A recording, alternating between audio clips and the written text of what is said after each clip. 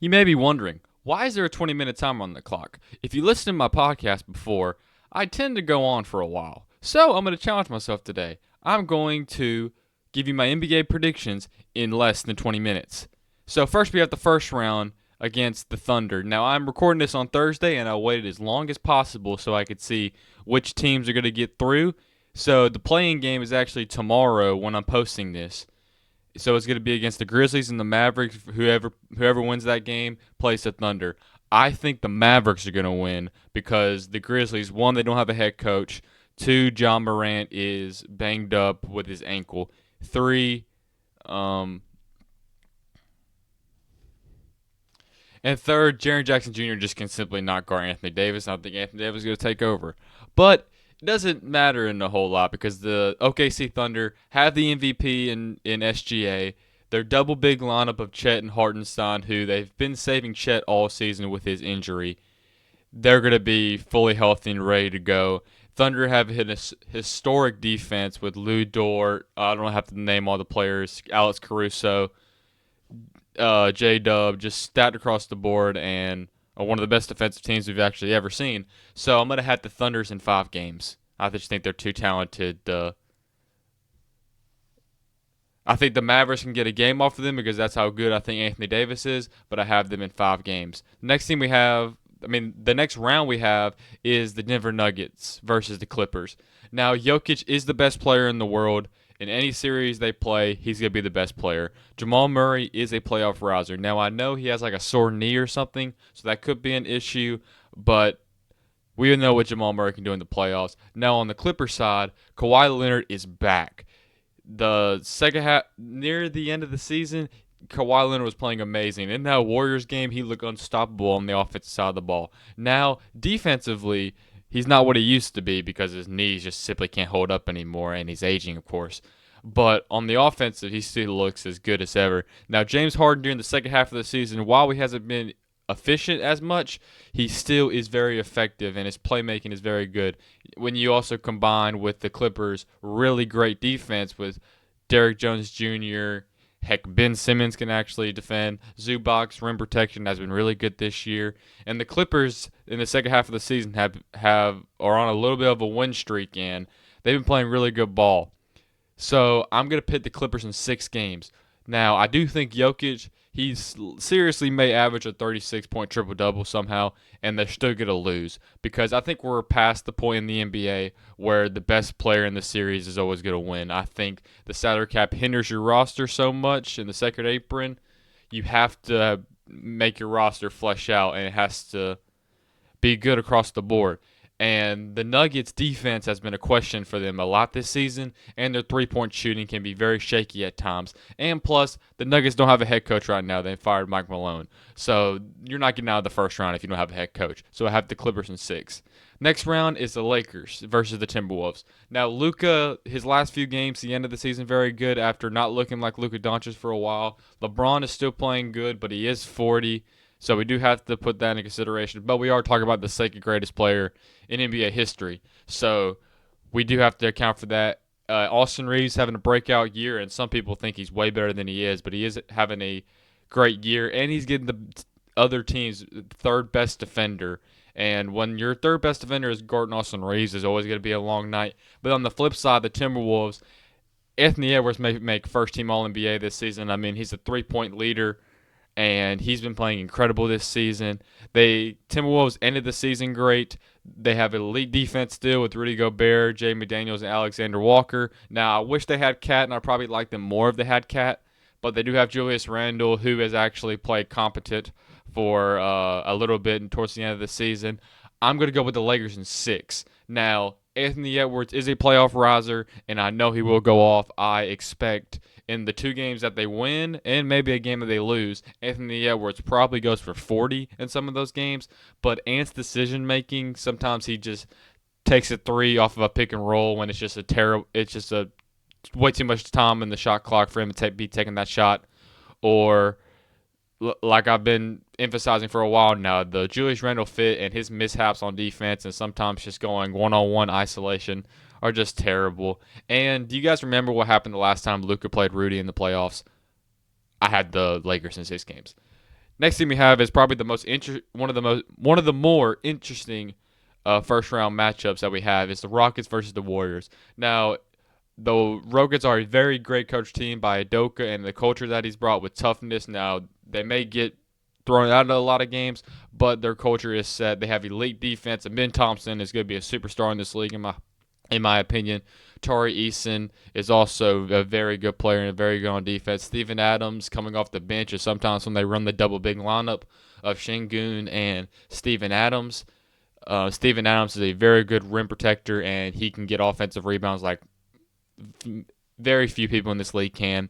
And Jalen Green, even though he's not very efficient, he can still go off at times. Şengün is pretty much running the offense and is a very good passer for a big man. But he has been struggling as of late, but Şengün was an all-star for a reason. And when Fred VanVleet has been healthy and he's been on the court, the Rockets have been very hard to deal with. But then the flip side, when we go to the Warriors, Curry is still deadly. He's still the greatest shooter of all time, and he can win you a series alone by himself.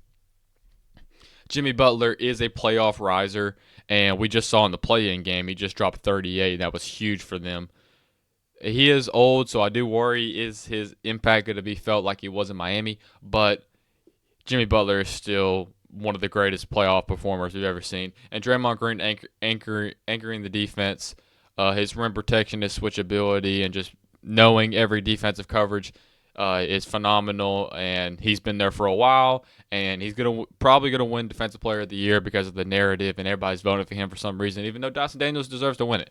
But I think I'm going to pick the Warriors in 7 games, mainly just because of experience. Now, the last time the Warriors and the Rockets played, Amin Thompson guarded Stephen Curry and held him to like 3 points, so that very well could happen again because, like I said, the Rockets' defense is incredible. And I do think Jalen Green is going to be a playoff rouser. Do I have any statistics to back that? No, I just see that he's relentless and he's not scared, so I think he actually could be a playoff rouser. But the Warriors' experience and having the greatest shooter of all time, Draymond Green, and Jimmy Butler hopefully being a playoff riser, I think that's enough to get him over. But I do have this as a hard-fought series in 7 games. Next series we have is the Cleveland Cavaliers versus whoever wins against the Hawks versus the Heat. And I'm going to pick the Heat because the Hawks suck. We are immature. We can't play defense. Simple enough. There you go. The Cavaliers, they've kind of stumbled towards the end of the season, but Evan Mobley and Jared Allen defensively down low in the paint anchor that defense. Darius Garland has gotten back to his all-star form, and his playmaking, whether it's scoring or passing, has been really good this season. Donovan Mitchell's scoring has been very good. He was in the MVP talks for a lot of the year, and he's been efficient, which he hasn't been efficient in some years, but he's actually been very good this season. And now when we go to the Heat side, Bam Adebayo is one of the best defenders in the NBA. He'll make an all-NBA defensive team, first team or second team, probably second team. But Tyler Hero, he's actually had a all-NBA caliber season. He probably won't make one because he probably won't make the team, but he's had a caliber season like that. And Eric Spoelstra is still probably the best coach in the NBA, and Heat culture is what it is. But I do have the Cavaliers sweeping this series. I had them in 4 games. The Heat don't have enough talent, and Tyler Hero cannot be your number one option on the offensive side of the ball if you're going to actually win a game in the playoffs. So I have them getting swept. Now the next game is the Pacers versus the Bucks. Halliburton towards the second half of the season, I think he's actually at a historic assist turnover ratio. He's been great this season during the second half of the season after a very shaky first start. Siakam has played like an all-star. He's played really good this season. The Pacers, they push the pace with Tyrese Halliburton, the very fast pace, but their defense is actually improving. And during the second half of the season, they were actually one of the better defenses in the NBA. And Giannis, as of late, has been on a complete tear. Now, Dame is going to miss the beginning of this series for sure. He may miss the entire series. We really don't know. But in Dame's absence, Giannis has been taking over. I think he's averaging like 37 points or something like that in the last like 5 games, which is incredible for him. But I do have the Pacers in 6 games, mainly because the roster construction around the Bucks has not been very good. And yes, that does mean the top 2 players in the world right now go out in round 1. That tells you where the league is going, and you have to build your roster, and you can't just rely on your superstars to absolutely carry you. So I had the Pacers in 6 games. Oh, damn, we're already at 10 minutes. We got to go. Okay, next we have the Knicks versus the Pistons. Jalen Brunson is a killer. We saw what he can do in the playoffs, and he looked like he got his feet up under him from his injury. Cat is the best big 3-point shooter in the league and can space the floor like no other. OG Anunoby and Josh Hart's defense is very good, and in the playoffs they can block up people. But Cade Cunningham has had an incredible year. JB Biggerstaff has the Pistons playing really hard. Now, once again, like I said with the Rockets, the Pistons may absolutely their entire team may get ejected, but they play hard for them, and Cade's having an All NBA caliber season. I do have the Knicks in 6 games because the Pistons have no playoff experience, and I think the Pistons are playing a little bit better than they actually are. So I had the Knicks in 6 games. And the last first round matchup we have is the Celtics versus the Magic. Now the Celtics are the reigning champs. They're basketball kills teams, and they're deadly. Their deadly starting five is just too much for a lot of teams, and they also play great defense. And Jason Tatum has had a sneaky MVP caliber season, but we're having 2 historic seasons, so he's not going to be able to win this year. Now, Paolo has been starting to pick it up as of late, and he killed us in the play-in, and Franz has been great all season, but I do have the Celtics in 5 games. The Magic's offense, mainly just their three-point shooting, is lackluster, and I wouldn't be surprised if the Celtics hold them to under 100 points multiple times during this game. I do have them winning 1 game just because their defense is so good, but I have the Celtics in 5. Then we get to the second round, where we have the Thunder versus the Clippers. These are both great defensive teams. The Clippers have a little bit more experience. Kawhi, obviously a champion. That's the main experience they have. And the Thunder are very young still, which is a big question. Can their young guys produce? So I think this is gonna be a very fun series to watch. And I'm gonna pick the Thunder in 7, mainly because I have a few questions with the Clippers. Is Kawhi going to hold up? I know that's the big question we're all trying to figure out. He hasn't been healthy for the majority of the playoffs, but he is deadly in the playoffs. But is he going to hold up? We really don't know. Can he make it through a series, and can he be your number one option all the way to the finals? Which I don't even think they get to the finals. I think they lose to the Thunder right here. And another thing is Harden in the playoffs. James Harden is not a very good playoff player. Now, some people do exaggerate how bad he is in the playoffs because he has had some moments in the playoffs where he's been good, but he's also been lackluster at times. And I do think the double big lineup of the Thunder with Chet and Hartenstein is going to be able to really work the Clippers, and Zubac is going to have, and I think they can get Zubac in foul trouble. And I think Chet's going to be huge in this series. I think Chet's going to be huge in these playoffs, and I think they've been holding Chet back for a while now because of that injury, just to load managing him into the playoffs. And I think he's going to explode during this playoffs. So I'm going to have the Thunder in 7 games. Now, the next game is Lakers versus Warriors. Both teams have very deep playoff experiences. They're some of the greatest NBA players we've ever seen before. Both teams love going small. The Lakers like to run Rui at center sometimes, and then the Warriors like to run Draymond Green at center unless they put Quentin Post in, which Quentin Post is one of the best 3-point shooters, one of the best big man 3-point shooters in the league somehow, but they tend to take him off the court sometimes and put in Gary Payton.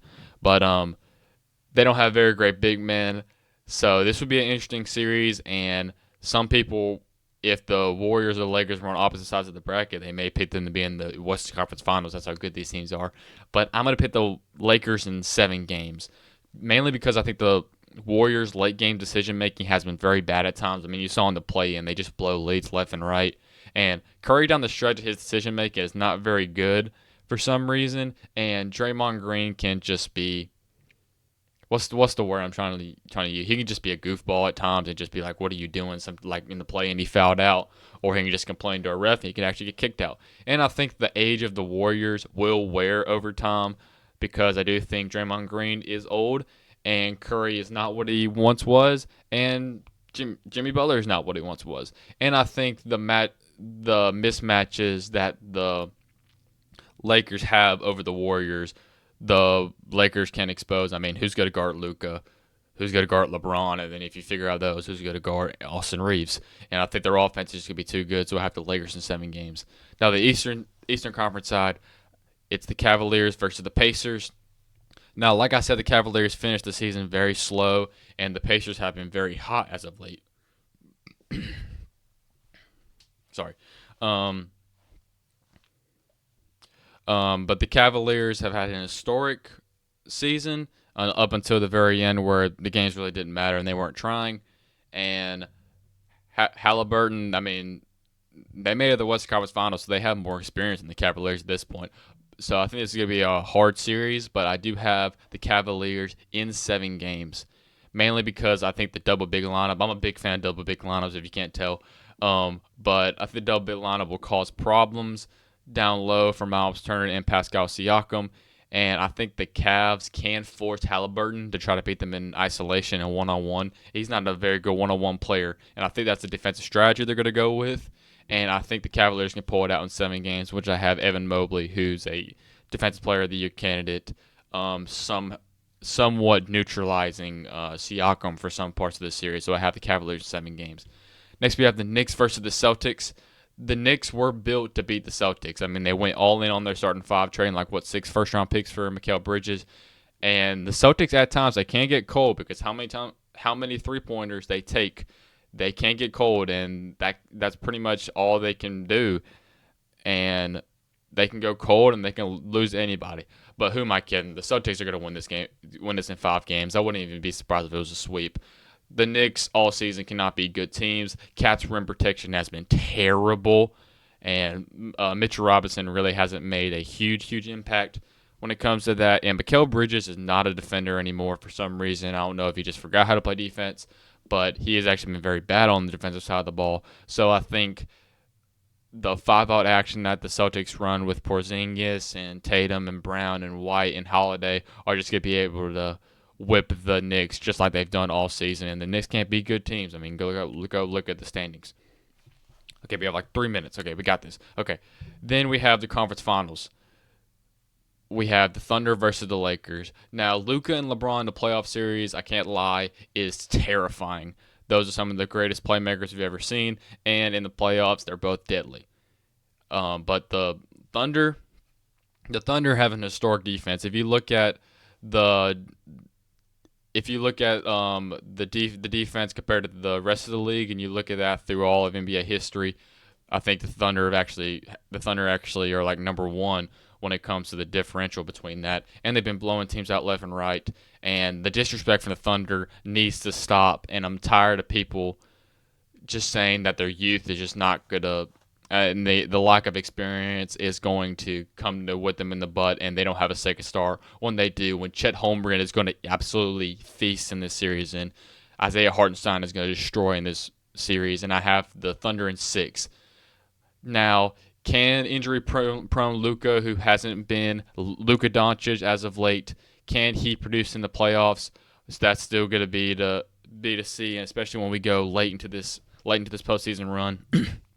Can 40-year-old LeBron hold up and play with the same energy and intensity for that long? Because I have them playing some very long series, and I have this series going long too. And with the youth that the Thunder have, they can run Luka and LeBron. And when Luka and LeBron and Austin Reeves are on the court together, their defense is actually pretty bad. And I don't think Jackson Hayes is going to be able to guard Chet or Hartenstein at all, and that's going to be very bad. And when you look at the lineups, I don't have time to go into real depth, but Luka and AR, Finney-Smith, Vando, Jackson Hayes, LeBron, Rui guarding SGA, Dort, J-Dub, Hart, and Chet, I think the Thunder have the advantage, so I have them in 6 games. And then we have the Cleveland Cavaliers versus the Celtics. They both had dominant regular seasons. Both starting fives have been great. I'm going to pick the Celtics in 6 games because I think the Celtics can mismatch Hunt, Garland, and Mitchell, who are very little, and the Cavs don't have very deep playoff experience. And the Celtics just take too many threes and play great defense. Evan Mobley is going to be away from the basket trying to guard Tatum, so I'm going to have the Celtics in 6 games. And then we have the NBA Finals, which is the Thunder versus the Celtics. This is the series that we should get, and these teams have been the best 2 teams all year. This could be historic defense versus the reigning champs. I'm going to pick the Celtics in 6 games because I think Derek White, Holiday, and Brown can force SGA to get off the basketball and make other players have to beat them other than SGA. And I think the Celtics make too many threes, and the Thunder are still too young. So I have the Celtics, the NBA champions, in 6 games.